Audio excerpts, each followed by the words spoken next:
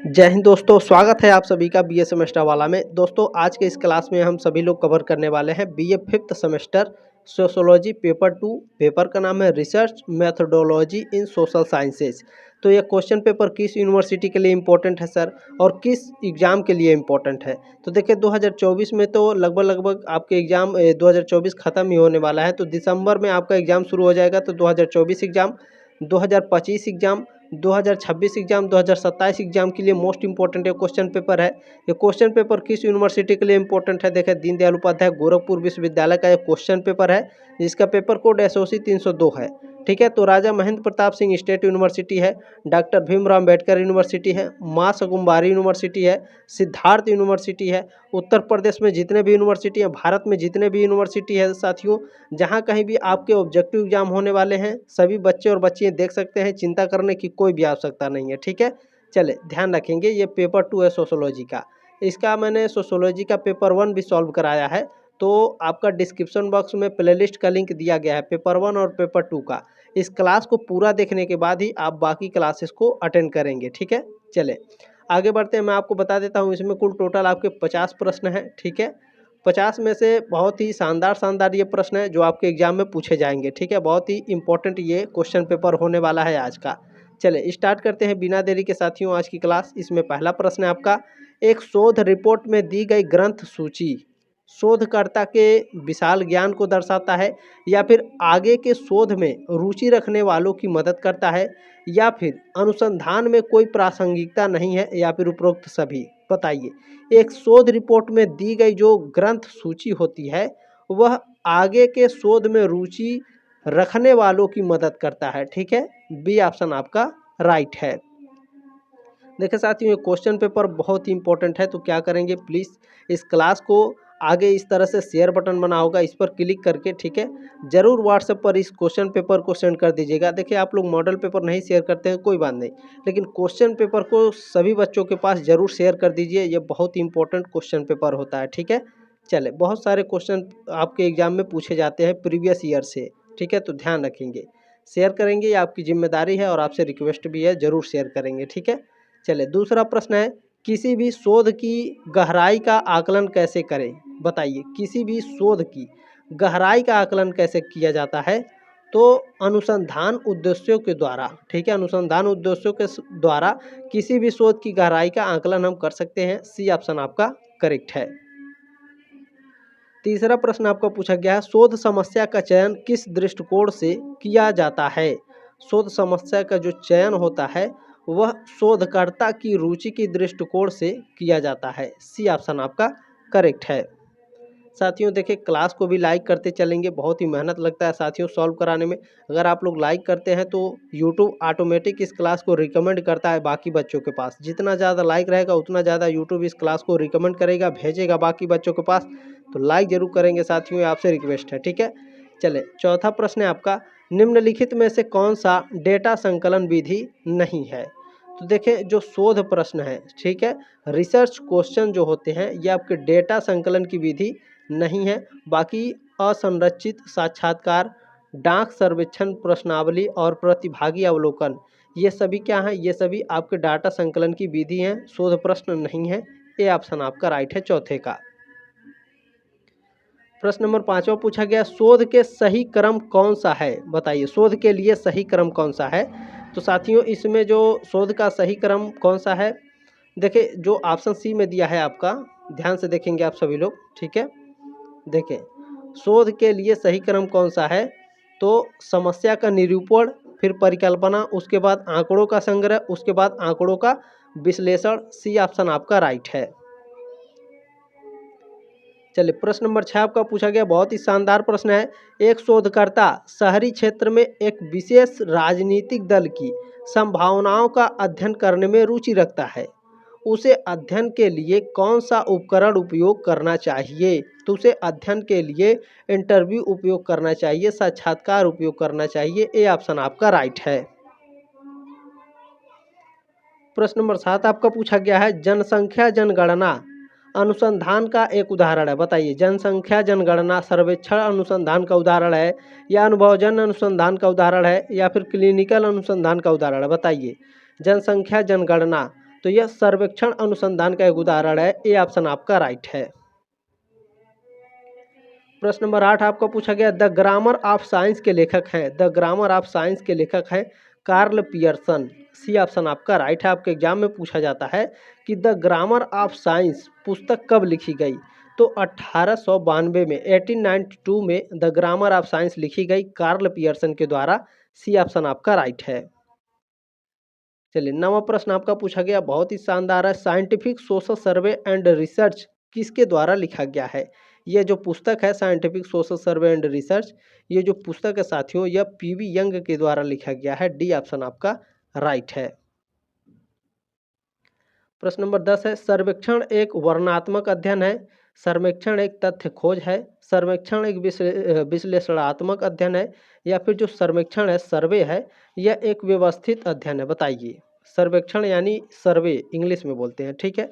तो सर्वेक्षण क्या है, तो सर्वेक्षण एक वर्णनात्मक अध्ययन है, ठीक है। ए ऑप्शन आपका राइट है। चलिए प्रश्न नंबर 11 क्या पूछा गया आपका, आप अपने समय और संसाधनों का सर्वोत्तम प्रबंधन कर सकते हैं। कैसे कर सकते हैं भैया, एक समय सारणी तैयार करके बिल्कुल यह पता लगाना कि आपके लिए कौन से संसाधन आसानी से उपलब्ध हैं, बिल्कुल ठीक है। संभावित व्यय के लिए बजट की गणना ये भी कर सकते हैं भैया। डी ऑप्शन आपका राइट हो जाएगा। उपरोक्त सभी के द्वारा हम संसाधनों का सर्वोत्तम प्रबंधन कर सकते हैं। चलिए 12 नंबर प्रश्न है आपका, शोध का अर्थ है समस्या की खोज करना, या फिर शोध का अर्थ है तथ्य की खोज करना, या फिर शोध का अर्थ है परिणाम की खोज करना, या फिर शोध का अर्थ है विषय की खोज करना। आप सभी लोग जानते होंगे शोध का अर्थ होता है तथ्य की खोज करना, ठीक है, फैक्ट की खोज करना। बी ऑप्शन आपका राइट है। प्रश्न नंबर 13 आपका क्या है, पीएचडी का मतलब है। पीएचडी का मतलब क्या होता है बताने का सभी लोग प्रयास करेंगे। पीएचडी का मतलब क्या होता है, बिल्कुल doctor of philosophy. A option आपका राइट है। डॉक्टर ऑफ फिलोसॉफी पीएचडी का मतलब होता है, ठीक है, ध्यान रखेंगे। प्रश्न नंबर 14 आपका, निम्नलिखित में से कौन सा गुणात्मक अनुसंधान विधियों का उदाहरण है। तो जो आपका केस स्टडी है यह गुणात्मक अनुसंधान विधियों का उदाहरण है। बी ऑप्शन आपका राइट है। प्रश्न नंबर 15 आपका क्या पूछा गया है, निम्नलिखित में से कौन सा डेटा के प्राथमिक स्रोत का उदाहरण है। तो डेटा के प्राथमिक स्रोत का उदाहरण है इंटरव्यू ट्रांसक्रिप्ट, ठीक है, साक्षात्कार प्रतिलेख जो है ये डेटा के प्राथमिक स्रोत का उदाहरण है। सी ऑप्शन आपका राइट है। प्रश्न नंबर 16 साथियों आपका पूछा गया, शोध में पायलट अध्ययन का मुख्य उद्देश्य क्या है।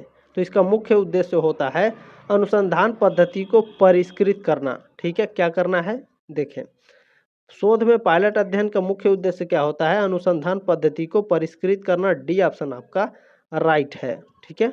चलिए ध्यान रखेंगे, यहाँ पर आप लोग इंग्लिश में भी देख लिए, नहीं समझ में आ रहा है, to refine the research methodology. प्रश्न नंबर 17 है आपका, सामाजिक शोध पद्धति शोधकर्ता की सहायता करती है। कैसे सहायता करती है, तो शोध प्रश्नों को हल करने के लिए, जानकारी एकत्र करने में, प्रतिभागियों को जागरूक करने में, ठीक है, ध्यान रखेंगे। अगला है शोध प्रारूप बनाने में, ये सभी। डी ऑप्शन आपका राइट है। प्रश्न नंबर 18 आपका पूछा गया, अनुसंधान को इस प्रकार वर्गीकृत किया जा सकता है। कैसे वर्गीकृत किया जा सकता है, तो अनुसंधान प्रायोगिक और क्रियात्मक अनुसंधान है, बिल्कुल। मात्रात्मक और गुणात्मक अनुसंधान है, ये भी राइट है। दार्शनिक, ऐतिहासिक, सर्वेक्षण और प्रायोगिक अनुसंधान, ये भी, यानी डी ऑप्शन आपका करेक्ट है। प्रश्न नंबर 19 है, अनुसंधान का पहला चरण है। अनुसंधान का पहला चरण होता है किसी समस्या का चयन करना, ठीक है, सेलेक्टिंग ए प्रॉब्लम, ये आपका अनुसंधान का पहला चरण होता है। ए ऑप्शन आपका राइट है। प्रश्न नंबर 20 आपका पूछा गया, आपको उपलब्ध साहित्य की समीक्षा करने की आवश्यकता क्यों है। बताइए।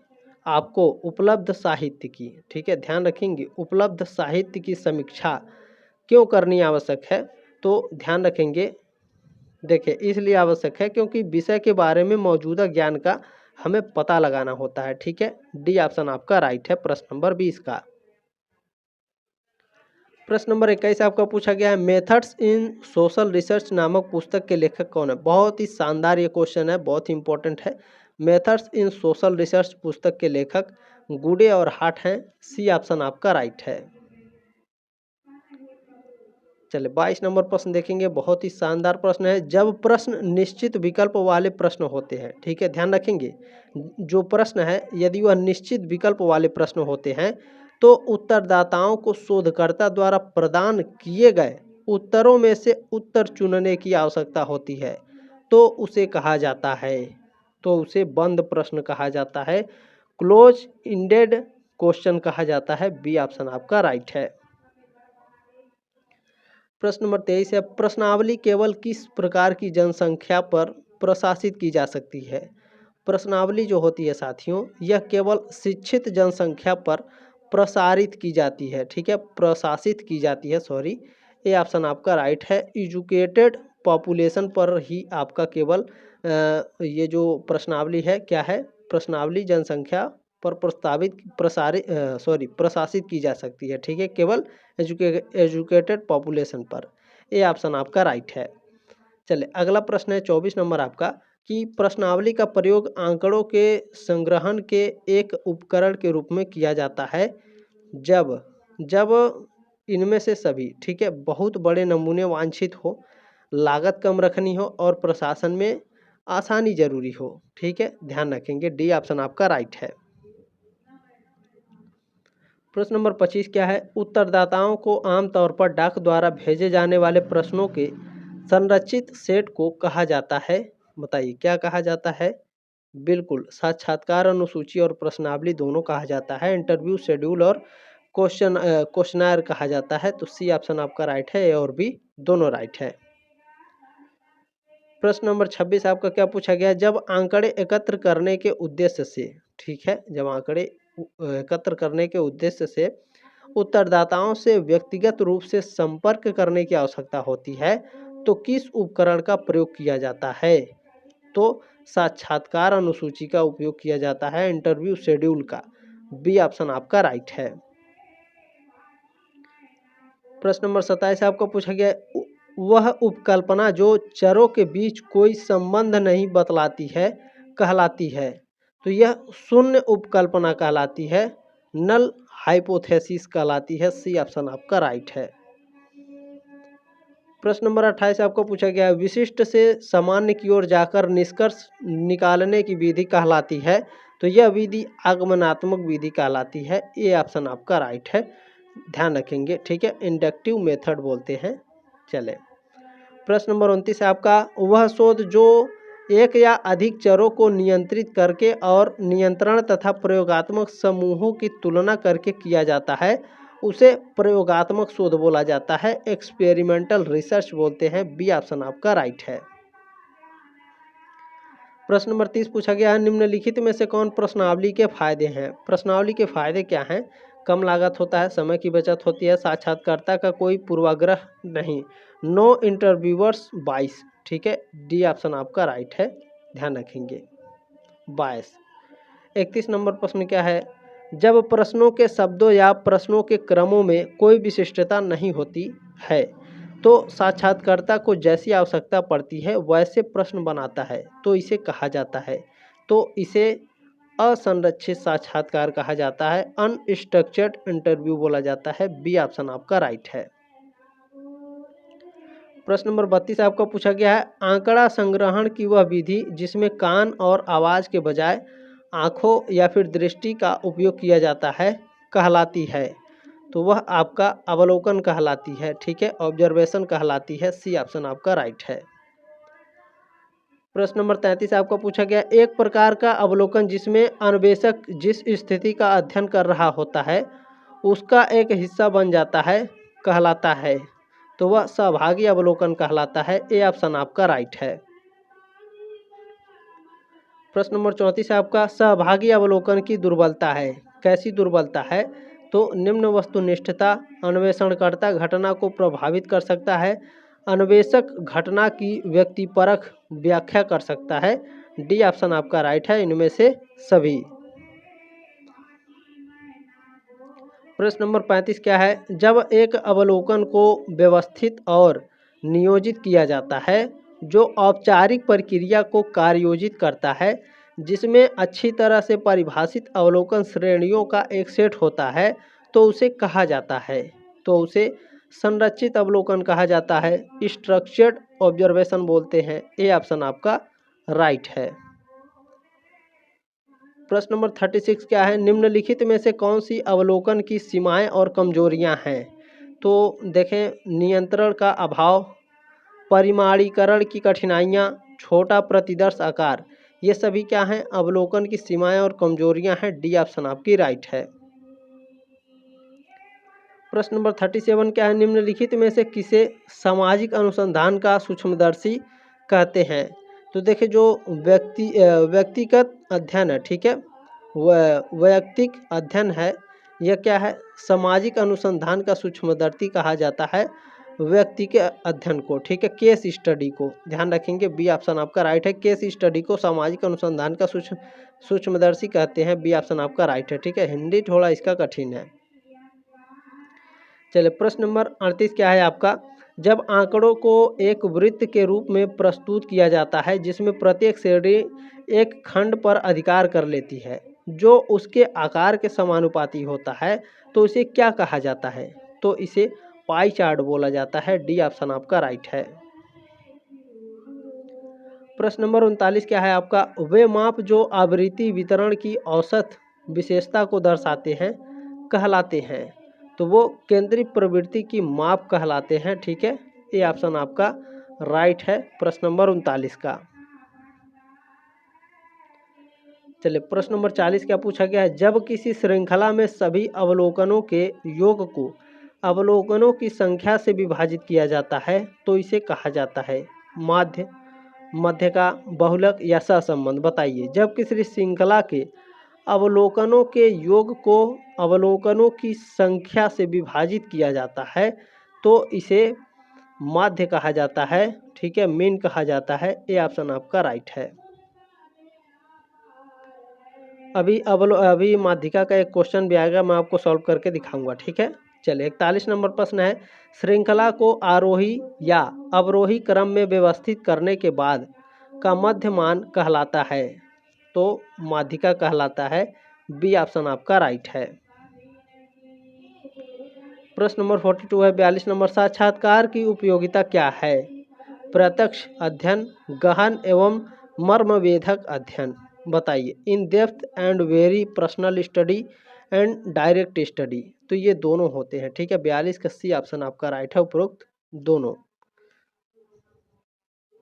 प्रश्न नंबर 43 है, जब प्रश्नावली का प्रयोग आंकड़ों के संग्रहण के संग्रहण माने इकट्ठा करना, ठीक है, जब प्रश्नावली के प्रयोग आंकड़ों के इकट्ठा के उपकरण के रूप में किया जाता है तो उत्तरदाताओं को प्रभावित करने वाले तत्व कौन से हैं?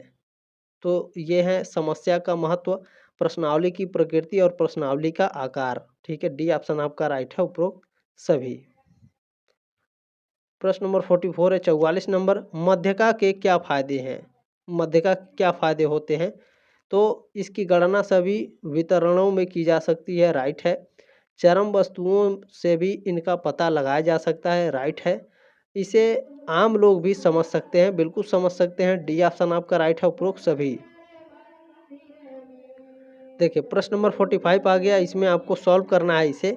निम्न दिए गए आंकड़ों का माध्य की गणना कीजिए एवं सही विकल्प का चयन कीजिए। मैं आपको ऐसे समझा दूंगा, आपको जीवन में कभी नहीं इसको भूलेंगे। जब भी बात करेगा कि माध्य की गणना कीजिए, ठीक है, जब भी माध्य निकालने के लिए बोलेगा तो बहुत ही आसान है। बाकी बच्चे, कुछ बच्चे जानते होंगे, जो नहीं जानते वो ध्यान से सुने, हमेशा ज़िंदगी भर याद रहेगा ये आपको, ठीक है। देखें, क्या करना होता है, जब भी आपको माध्य निकालना होता है तो ये जो आपका दिया है नीचे ऊपर, ठीक है, इसका आपस में गुणा कर लेना होता है, ठीक है। मैं आपको बता दे रहा हूँ, इन सभी का गुणा करेंगे तो कितना कितना आएगा। देखें, अगर 38 में 4 का गुणा करेंगे तो हमारा कितना आएगा?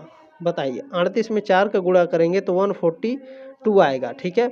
39 का 1 में करेंगे तो 39 आएगा। 41 का 3 में करेंगे तो 123 आएगा, ठीक है। उसी तरह से फिर 44 का 1 में करेंगे तो 44 आएगा। इसी तरह से नीचे वाला ऊपर वाला से नीचे वाले को गुणा करना होता है। प्राप्तांक जो होते हैं छात्रों की संख्या से गुणा कर देना है और जितना गुणा करने में आएगा उन सभी को जोड़ना है, ठीक है। 38 का 4 में गुणा, 39 का 1 में, 41 का 3 में, 44 का 1 में, 52 का 7 में, 54 का 1 में, 58 का 6 में, 64 का 2 में और 71 का 1 में अगर आप गुणा करेंगे, गुणा करने के बाद सभी को जोड़ेंगे तो 1323 आएगा। ठीक है, और उसके बाद नीचे वाली संख्या को जोड़ लेनी है, सभी को जोड़ करके इसमें भाग दे देना है। ठीक है, सभी को जोड़ेंगे तो आपका 26 आएगा और 26 से भाग देंगे 1323 में तो कितना आएगा आपका, देखिए मैं बता रहा हूँ कितना आएगा आपका। देखिए आपका आएगा 5.0.884। जब आप कक्षा 6, 7, 8, 9 में पढ़ रहे होंगे तो आपको पता होगा ये जो संख्या होती है, अगर ये 5 है या फिर 5 से ज़्यादा है तो ये एक उधार दे सकती है इसको। ठीक है, तो ये अगर इसको एक उधार देगी तो ये कितना हो जाएगा, 50.9।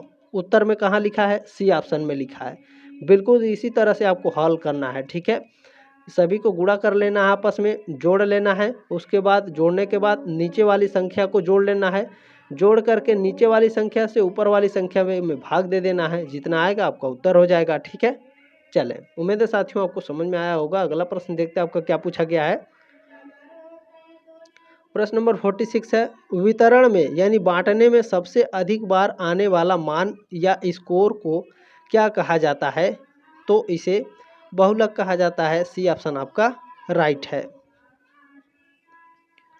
प्रश्न नंबर 47 क्या है, बहुलक के क्या फायदे हैं। बहुलक के फायदे क्या होते हैं, तो एक सरल श्रृंखला में बहुलक को अवलोकन के द्वारा आसानी से परिभाषित किया जा सकता है।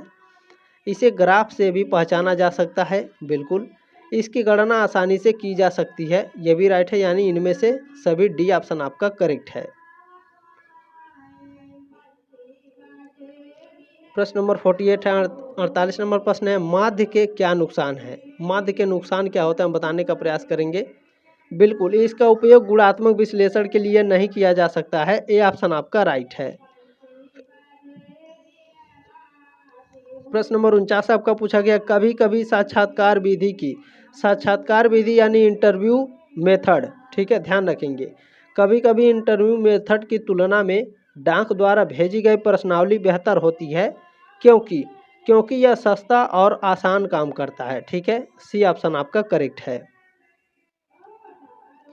प्रश्न नंबर 50 क्या है, सिवाय इसके कि सभी गैर नमूनाकरण त्रुटियों का कारण बनते हैं।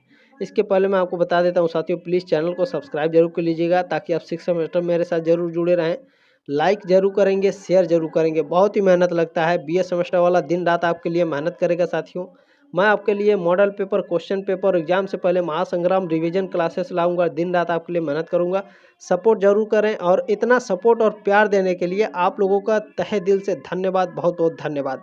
ठीक है साथियों, चले 50 नंबर प्रश्न है, सिवाय इसके कि सभी गैर नमूनाकरण त्रुटियों का कारण बनते हैं, तो अपर्याप्त नमूना। ठीक है, अपर्याप्त नमूना के गैर नमूनाकरण त्रुटियों का कारण बनते हैं। ठीक है साथियों, जल्दी मिलते हैं आपके नेक्स्ट क्लास में, तब तक ले जय हिंद, वंदे मातरम।